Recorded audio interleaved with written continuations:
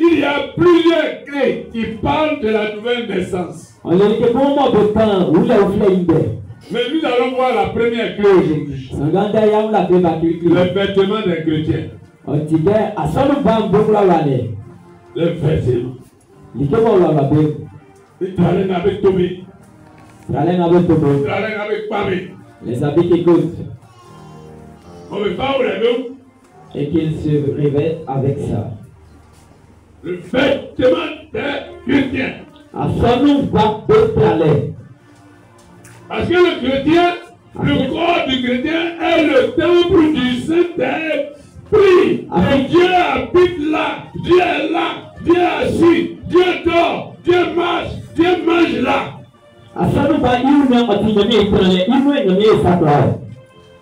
Alléluia. La Bible dit que toi tu es assis à ce matin-là. Ton corps est le temple du Saint-Esprit. Alléluia.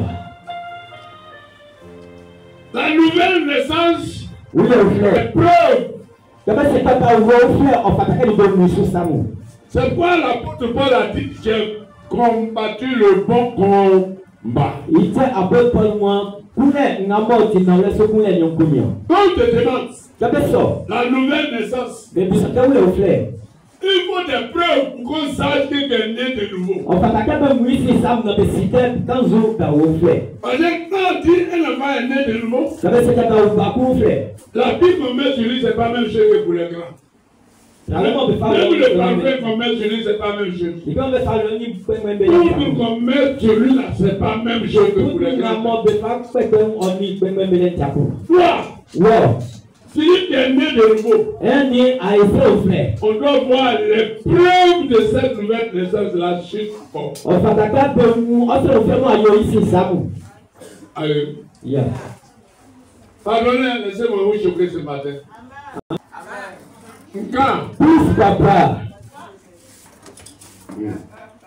C'est un combat pour avoir le témoignage d'être né de nouveau.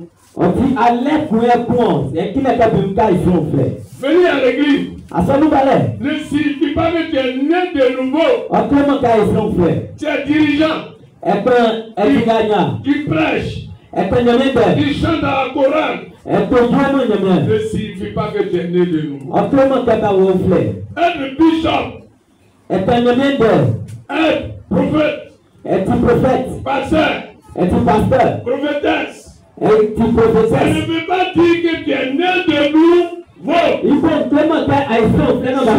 Ce sont des titres. Ce sont des titres. Mais ça ne veut pas dire que tu es né de nouveau. Donc nous on est là, on dit papa est né de nouveau là. Donc eux ils sont dedans aujourd'hui.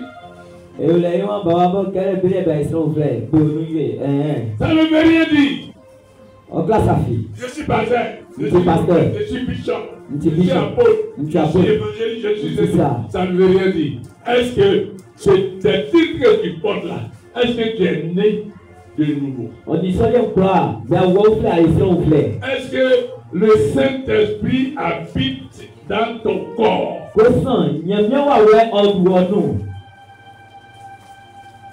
Tu as porté veste. Tu as porté.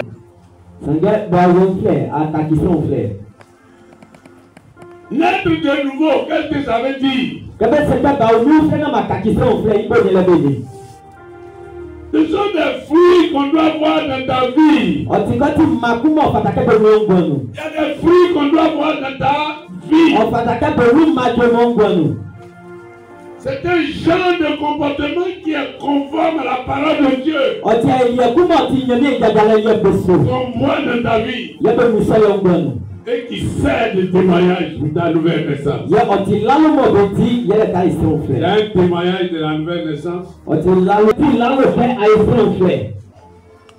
Hein? Les fruits. Est-ce que les fruits de l'esprit qui est en toi là, est-ce que ça rend témoignage de ta vie?